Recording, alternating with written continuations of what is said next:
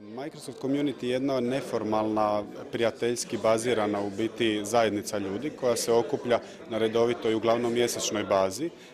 Okupljaju se u 8 gradova u Hrvatskoj, imamo otprilike 10 grupa koje su aktivne i ljudi se tamo druže da bi razmijenili iskustva, da bi prenijeli svoje iskustva s nekih projekata, novih tehnologija i sl. Znači, to je doslovno mjesto gdje možete doći, saznati koje su nove stvari, koji su aktualni trendovi i s čim se stvarno ljudi u Hrvatskoj bave. Tako da, osim toga, community je isto tako i generator novih MVP-eva, znači Most Valuable Professionala. To je jedna počasna Microsoft titula koju se dobije zbilja za aktivan doprinos zajednici, za širenje znanja, za zbilja nekakvo proširivanje i novih tehnologija i stvarno doprinos čitavom IT sustavu.